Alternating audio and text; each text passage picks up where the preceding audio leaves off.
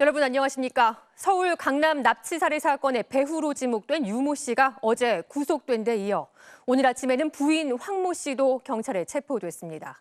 경찰은 이들 부부가 돈을 주고 피해자를 살해해달라고 청부한 것으로 보고 있습니다. 이동경 기자가 보도합니다.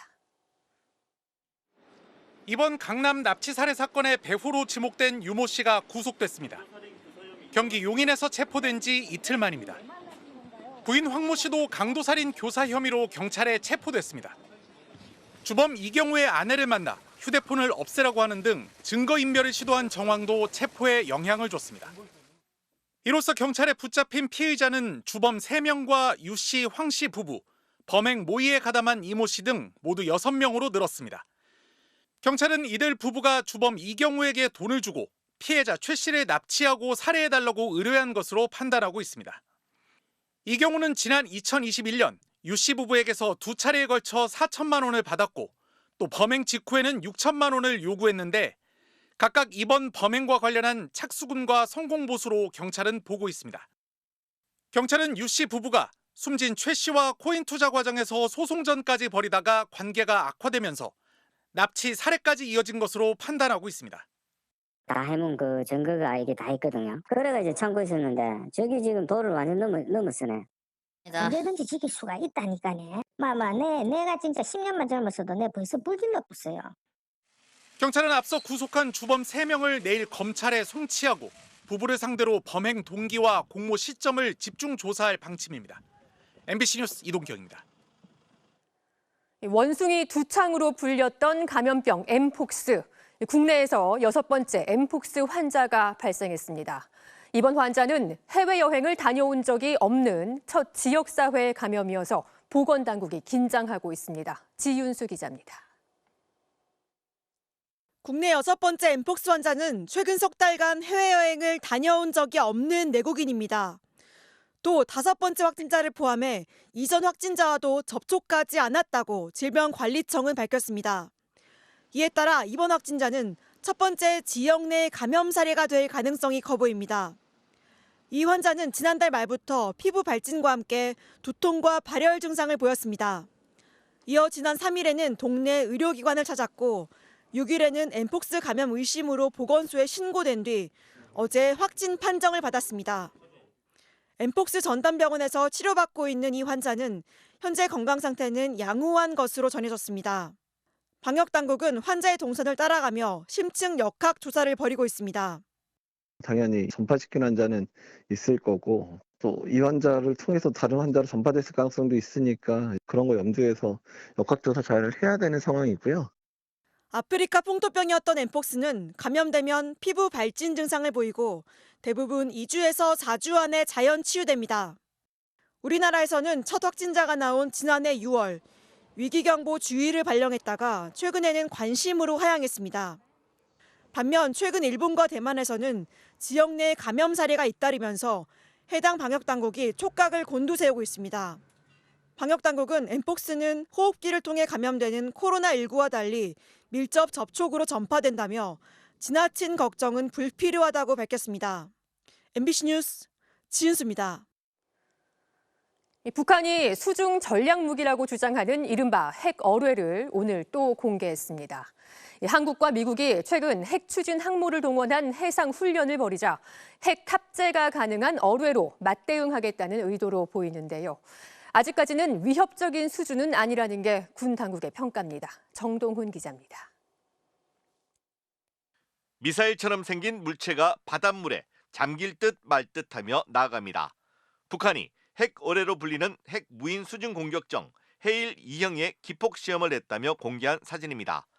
조선중앙통신은 해일 2형이 함경남도 가진항에서 투입돼 타원과 팔자형 항로를 따라 1000km를 자망한 뒤 71시간 6분 만인 7일 용대항 앞바다에서 수중 폭발했다고 밝혔습니다.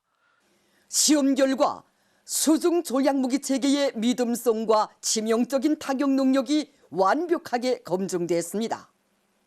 북한이 핵어뢰를 공개한 건 지난달 24일과 28일에 이어 이번까지 불과 보름 새 3번째, 매번 다른 기종을 시험한 것으로 추정됩니다. 북한은 첫 번째 공격정은 해일, 두 번째는 해일 1형, 이번엔 해일 2형이라고 명명했습니다.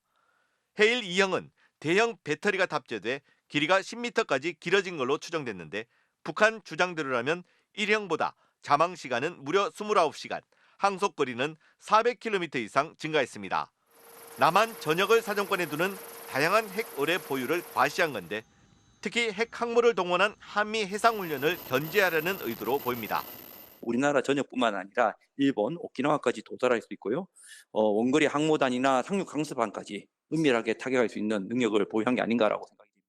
북한은 지난 11년간 개발해온 해일의 실전 배치를 결정했다고도 위협했습니다. 하지만 우리 군은 성능이 조작, 과장됐을 수 있으며 수중 탐지 자산으로 식별이 가능해 현재로선 위협적이지 않다는 입장입니다.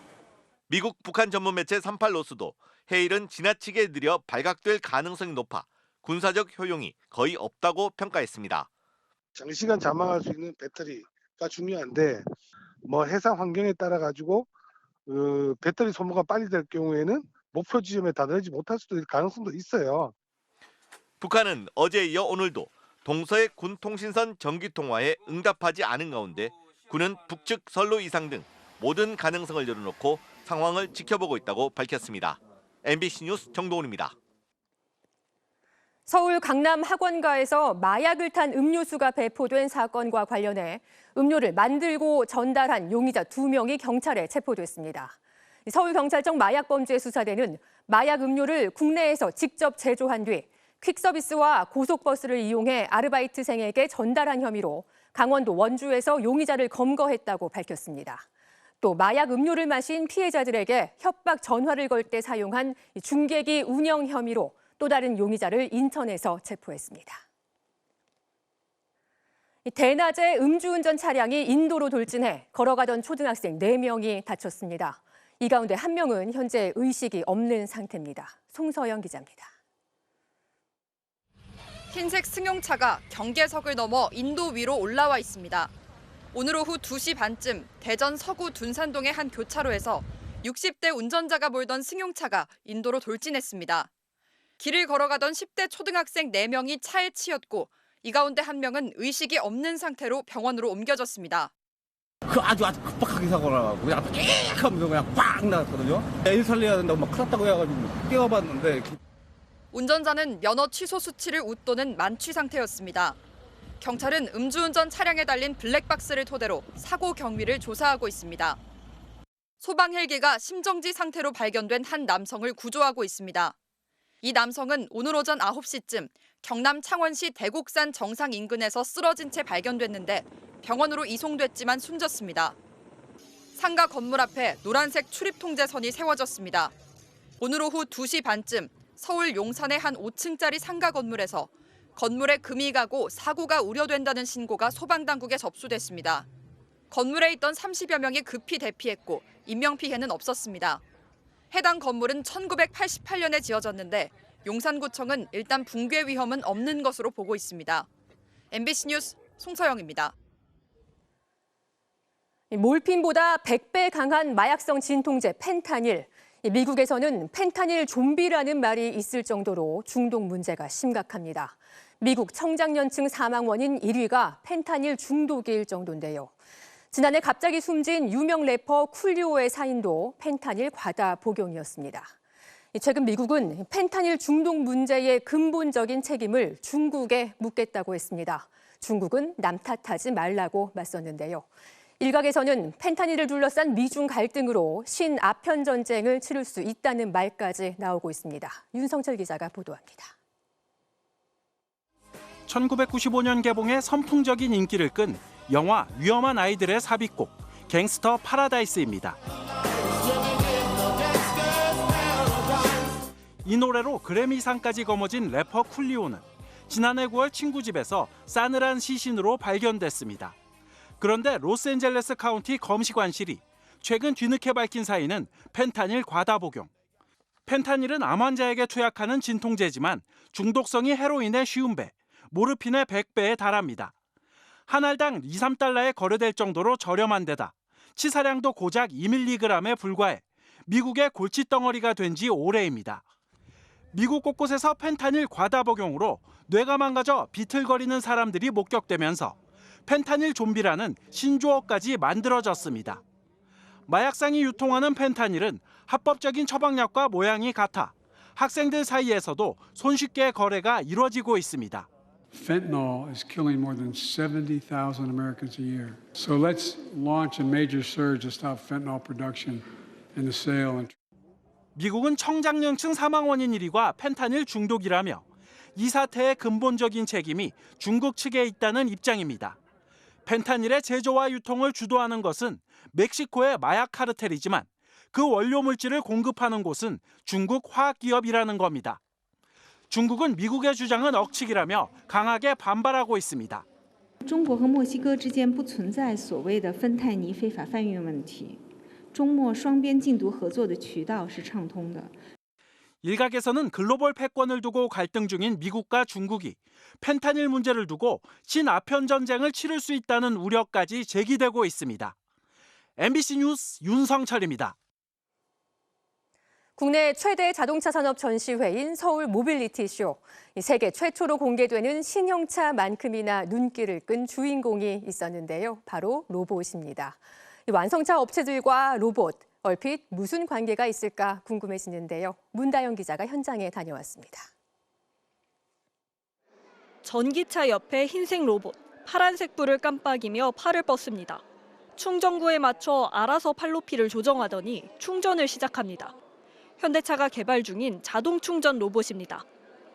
충전 중에 사람이 가까이 다가가면 빨간불이 켜지고 경보음이 울립니다. 현재의 시제품은 정해진 위치에서만 움직이지만 앞으로는 자동차가 충전소에 자율주차하면 로봇으로 충전하는 전 단계 자동화가 목표입니다. 충전을 시작 또는 정지를 하는 등 충전에 관한 모든 작업을 완전 자동화시킬 수 있도록 개발되었습니다. 무엇보다 관람객들의 발길을 잡은 건 사족보행 로봇 비전 60입니다.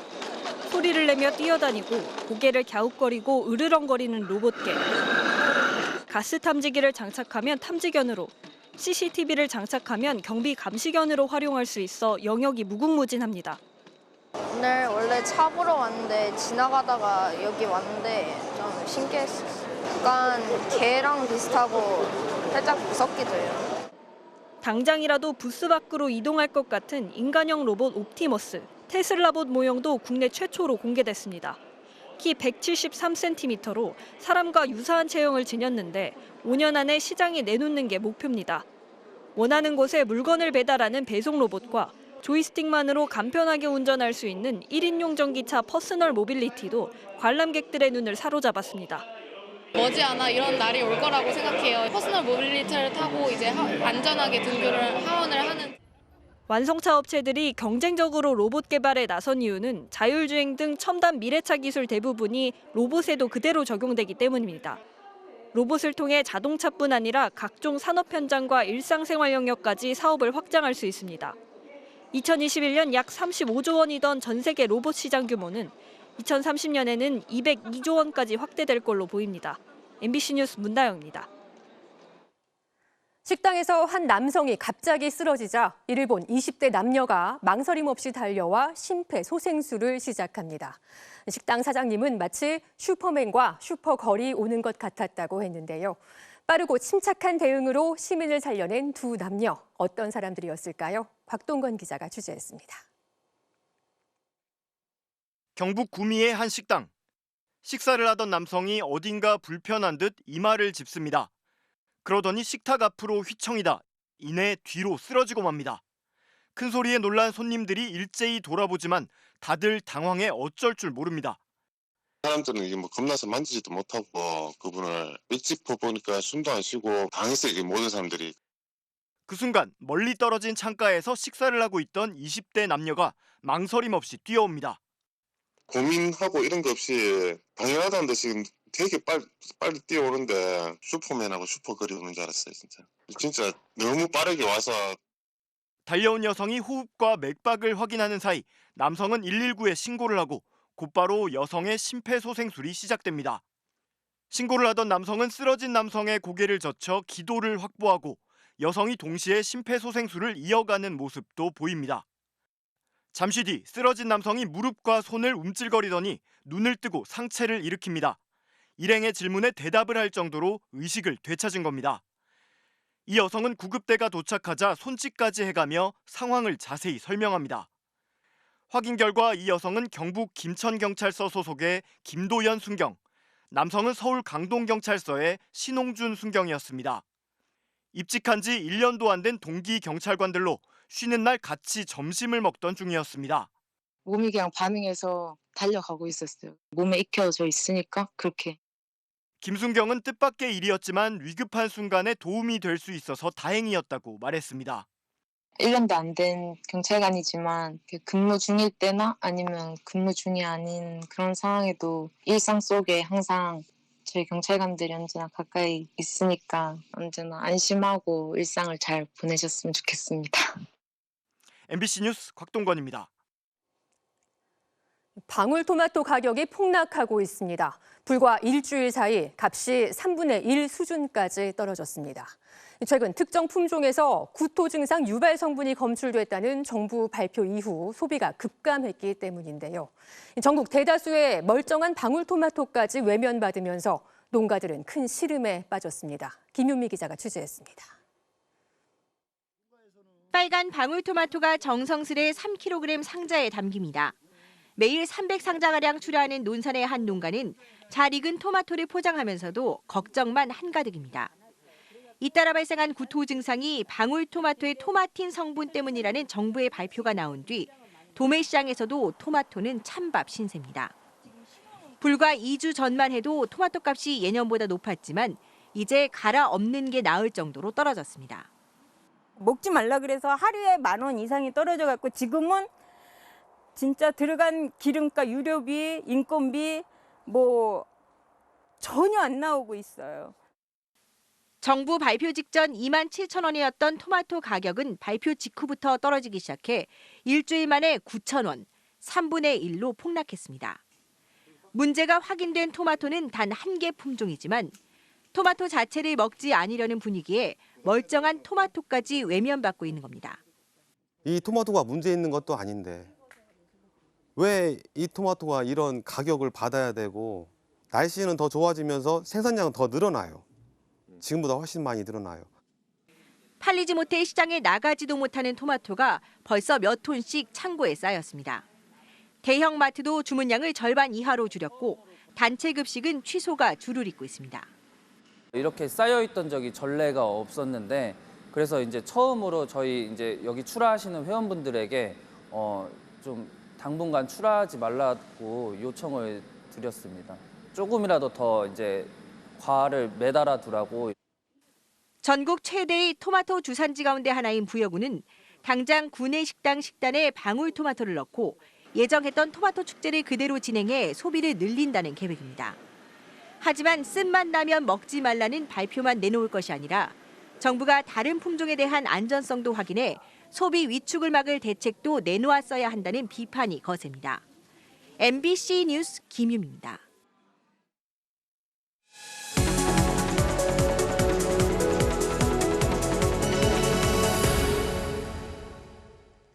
우리나라 한 해 사망자 수 30만 명 가운데 10%인 3만 명은 사망 원인을 모르는 원인 불명으로 처리되고 있다는 사실 아십니까?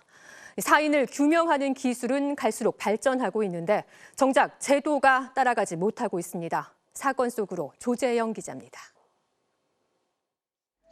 7년 전 한 농촌 마을에서 80살 할머니가 이불 안에서 혼자 숨진 채 발견됐습니다.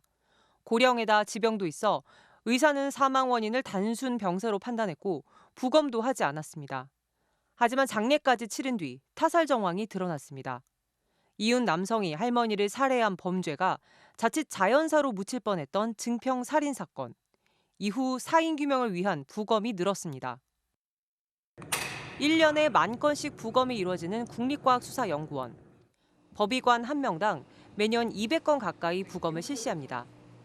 하지만 굳이 부검까지 하지 않아도 유족들의 거부감을 줄이면서 사인을 밝힐 수 있는 방법들이 있습니다. 시신에서 채취한 단 1ml의 혈액만 있어도 독극물에 중독됐는지 알 수 있습니다. 마약류 포함 농약, 약물에서 3,500에서 4,500 되지 않을까 싶네요. CT도 찍을 수 있습니다. 머리끝부터 발끝까지 골절과 내부 출혈을 확인하는데 10분이면 충분합니다. 디지털 영상은 계속 보관이 되니까 추후에 또 확인할 때 도움이 되는. 과학검안으로 불리는 기술입니다. 부검보다 인력과 시간의 부담이 훨씬 줄어듭니다. 현장에 쓰이고 있는 상황인가요? 아니요, 쓰이지 않고 있습니다. 제도가 없습니다. 제도가 없다. 무슨 말일까요? 현행법상 검시의 주체는 법의관이 아닌 검사입니다. 시신에서 혈액을 채취하거나 CT를 찍고 사망자의 의료 기록을 확인하려면 매번 검사가 영장을 청구해줘야 합니다. 영장 없이는 법의관이 과학검안을 실시할 수 없습니다. 하지만 범죄 혐의점이 없는 대부분의 사망은 수사기관이 개입하지 않으니 결국 사인을 눈대중으로 판단할 수밖에 없는 겁니다. 그러니까 겉에 보고 진단하는 거는 조선시대나 지금이나 동일합니다. 사인이 확실치 않을 땐 원인 불명이라고 쓰게 되는데 우리나라의 원인 불명 사망은 10건 중 1건, 미국의 5배, OECD 회원국 최상위권입니다. 그런데 여기서 문제가 생깁니다. 회사 화장실에서 혼자 쓰러져 숨진 40대 남성. 얼굴에 큰 상처가 남았지만 타살 정황이 없어 수사는 진행되지 않았습니다. 의사는 검안서의 사망 원인을 원인 불명으로 기재했고 유족들은 장례를 치렀습니다. 남성은 생전 상해보험에 가입했습니다. 유족들은 당연히 보험금을 받으리라 생각했지만 보험사는 지급을 거절했습니다.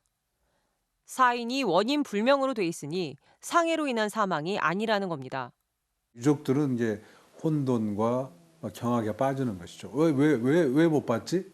그럴 줄 알았으면 부검할 걸. 근데 이미 시신은 사라진 것이죠. 전문가들은 과학검안이 보다 활발히 이루어진다면 원인 불명으로 분류된 사망들의 사인이 상당수 밝혀질 거라고 보고 있습니다. 미국과 영국 같은 국가는 검시 절차 전반을 수사기관이 아닌 법의학 전문가들이 주도합니다. 하지만 우리나라는 부검 이전 과학검안을 활성화하자는 법안조차 국회 문턱을 넘지 못하고 있습니다. 입법부 안에서 제대로 논의가 되지 않은 책임이 크다고 생각하고요. 검경 수사기관들의 적극적인 협조가 반드시 필요하고요. 국가수의 법의학 인력과 장비 수준은 해외에서도 우수하다며 견학 올 정도지만 실제 현장에서 활용할 수 있도록 제도 마련이 시급해 보입니다. MBC 뉴스 조재영입니다.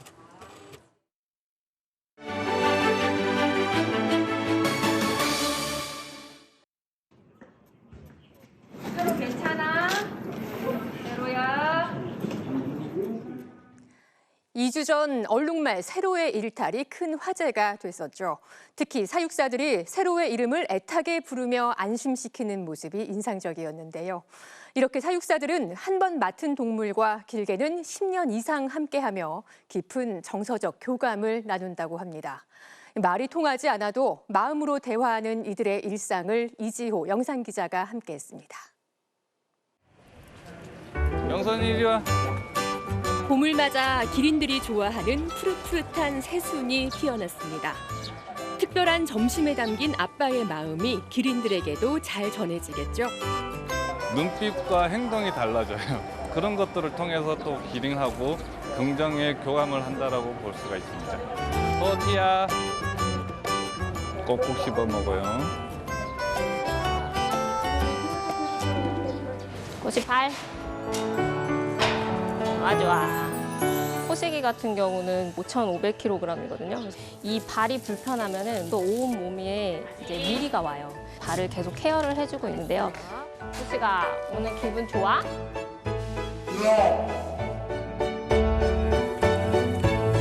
여기서 비가 오니까 여기서 준비를 하죠. 요거는 이제 장난감이라고 보시면 되는데요. 얘네는 최대한으로 재밌게 그리고 최대한으로 오래 갖고 놀 수 있게끔 여기다가 땅콩 몇 개만 붙여놔줘요. 꼬마와 오순이의 행복한 모습에 아빠들의 마음도 흐뭇해집니다. 그런데 사육사의 역할은 동물을 키우는 것만이 아니라는데요. 또 어떤 역할이 있을까요? 잘 먹네. 야생에서 26개의 노인 알을 구조해서 성체까지 키워내는 거를 하고 있고요. 같이 지구를 살아가는 한 생명체로서 이 종들을 보존하는 게 굉장히 중요하다고 볼 수가 있겠습니다. 이 동물 동물들이 야생 위에 돌아갔을 때 물이 합사될 수 있도록 도와주는 역할을 저희가 하고 있고요. 다양한 먹이를 제공함으로써 사냥 훈련도 자연스럽게 진행을 하고 있습니다. 몸도 힘들고 마음이 힘들 때도 있지만 이 친구가 나를 정말 같은 가족으로 느낄 수 있게 이런 진심이 분명히 통한다고 저는 믿고 있거든요. 중국이 대만을 포위하는 형태의 군사훈련에 돌입했습니다. 중국 인민해방군은 8일부터 10일까지 대만 섬을 둘러싸는 형태의 연합훈련을 계획대로 조직한다고 발표했습니다. 대만 국방부는 오늘 아침 중국 군용기 42대와 함정 8척이 대만 해협 중간선을 넘었다고 밝혔습니다. 중국의 이번 훈련은 지난 5일 미국에서 있었던 차이 잉원 대만 총통과 케빈 메카시 미국 하원 의장의 회동에 대한 보복 조치로 풀이됩니다.